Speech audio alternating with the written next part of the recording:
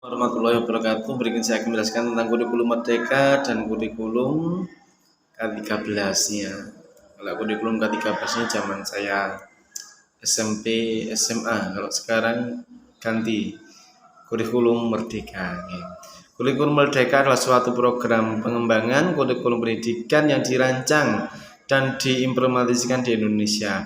Program ini diluncurkan pada tahun 2021 oleh Kementerian Pendidikan pada Kebudayaan, Riset dan Teknologi Kemendikbud-Ristek Indonesia melalui pendekatan yang lebih kontekstual, inklusif, dan berpusat pada siswa. Kurikulum Merdeka menawarkan pendekatan baru dalam pengembangan kurikulum pendidikan di Indonesia yang sebelumnya terkesan terlalu kaku dan kurang fleksibel. Dalam kurikulum ini ada beberapa poin yang dijadikan acuan dalam penyusunan kurikulum tersebut. Berikut ini adalah beberapa poin penting yang menjadi dasar dan kurikulum Merdeka. Yang satu, inklusif dan kreatif. Kurikulum Merdeka menekankan pada pengembangan potensi siswa dengan pendekatan yang lebih inklusif dan kreatif. Hal ini ditunjukkan untuk memperluas jangkauan pendidikan sehingga dapat memenuhi kebutuhan semua siswa, termasuk mereka yang memiliki kebutuhan khusus. Kurikulum ini juga menawarkan lebih banyak fleksibilitas dalam memilih materi pembelajaran yang lebih bersifat kreatif dan inovatif.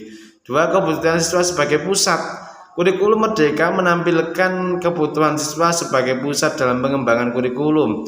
Dalam hal ini, setiap siswa dianggap memiliki potensi yang unik dan berbeda-beda sehingga pendekatan yang harus disesuaikan dengan kebutuhan mereka. Kurikulum ini juga menekankan pada pengembangan karakter siswa seperti sikap kerjasama, kepemimpinan, dan inisiatif.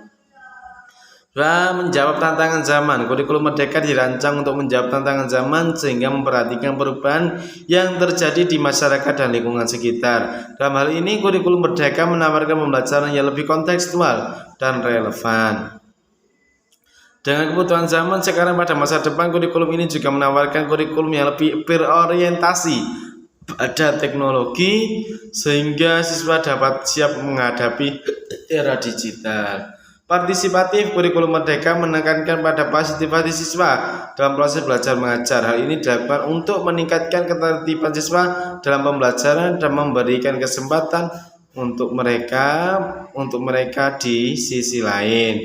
Pendapat partisipasi juga memungkinkan siswa untuk berkontribusi dalam pengembangan kurikulum. Pembelajaran berbasis kompetensi.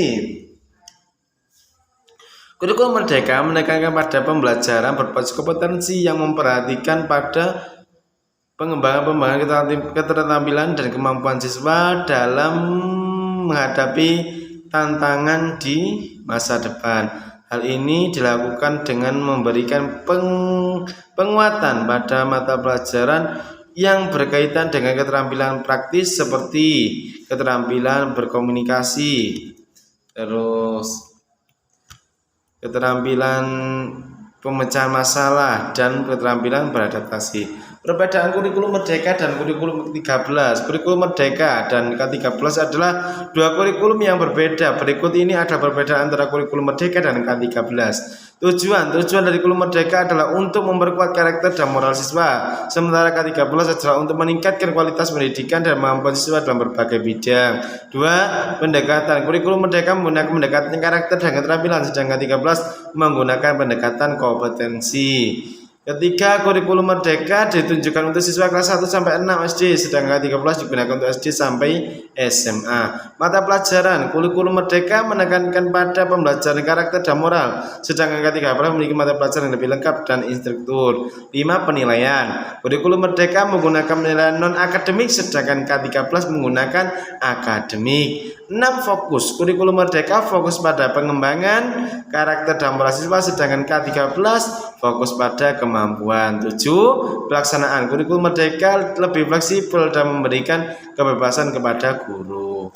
Jadi tentang perbedaan atau penjelasan kurikulum Merdeka dan kurikulum K13. Terima kasih. Assalamualaikum warahmatullahi wabarakatuh.